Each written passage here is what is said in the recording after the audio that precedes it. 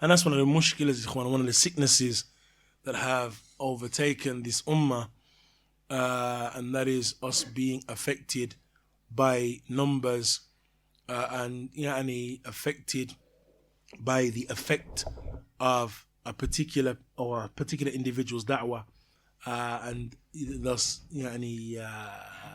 allow that to cloud our vision in relation to what is haqq or batil.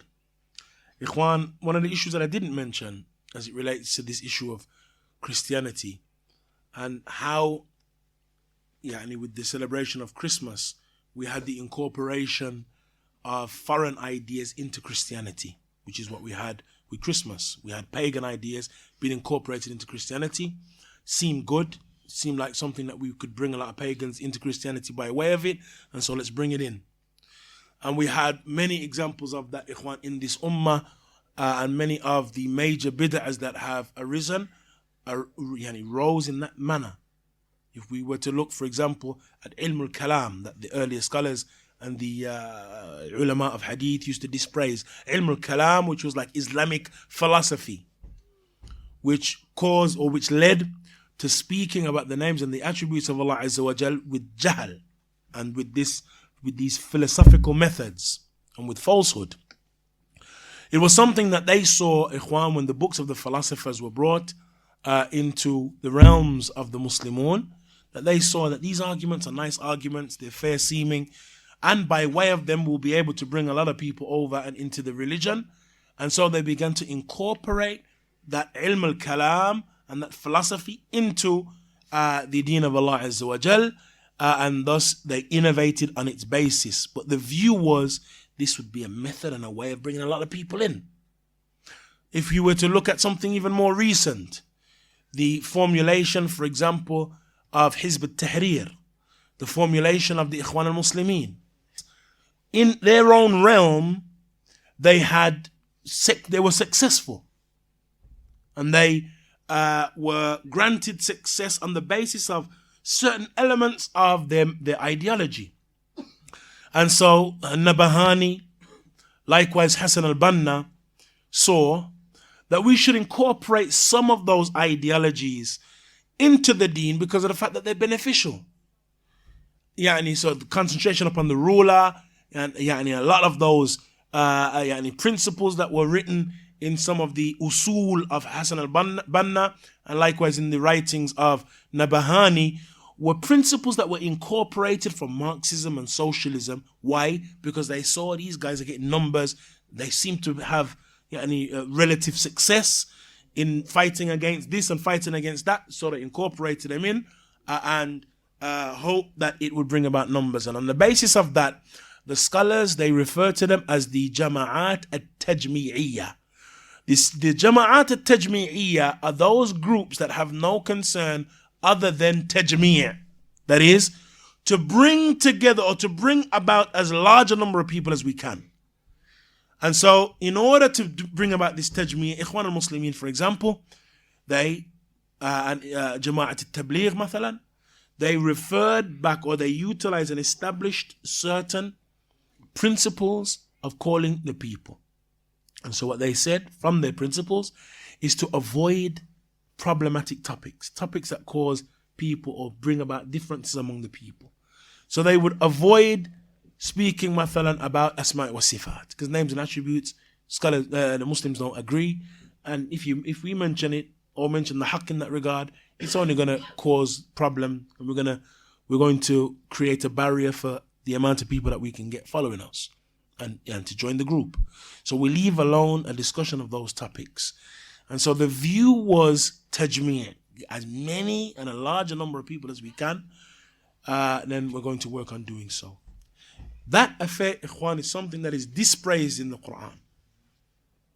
Allah Azza wa Jalla in a number of verses in the Quran dispraises the majority.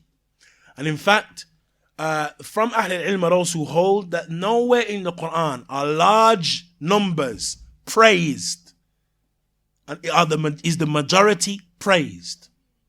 Rather, we have the opposite. Allah Azza wa Jal mentions, for example, وَإِن تُطِعْ أَكْثَرَ مَنْ فِي الْأَرْضِ يُضِلُّكَ عَنْ سَبِيلِ اللَّهِ. that if you were to follow the majority of the people of the earth, of the people on earth, they would misguide you from the way of Allah. وما أكثر الناس ولو حرصت بمؤمنين. And the majority of the people, Allah mentions, the majority of the people, even if you were ardent over them, they will not be mu'mineen. They will not be believers. And Allah Azza wa Jal makes mention of the majority as being individuals who are not upon guidance. The majority. The Messenger sallallahu alaihi wasallam mentioned, افترقت اليهود على 71 فرقة وافترقت النصارى على 72 وستفترق هذه الأمة على 73 فرقة كلها في النار إلا واحدة. The Yahud split into 71, Christians into 72, this ummah into 73, all of them in the hellfire, other than one. Who is that one, O Messenger of Allah? Man kana ala mithli ma ana alayhi al-yawm wa ashabi. Those who are upon the lights of that which I am upon today and my companions. And thus the majority, finnar. We don't say that they're in the nar forever, but finnar, as the Messenger of Allah said.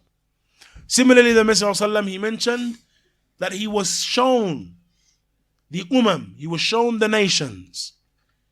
He said, فَرَأَيْتُ النَّبِي وَمَعْهُ رَهَطٌ. I saw a prophet and he had a rahat with him, which is a group of individuals from 7 to 10. Small group. وَرَأَيْتُ النَّبِي وَمَعَهُ الرَّجُلُ وَالرَّجُلَانِ. And I saw a prophet and with him was 1 or 2 followers. وَرَأَيْتُ النَّبِي وَلَيْسَ مَعَهُ أَحَدٌ. And I saw a prophet and he had nobody with him.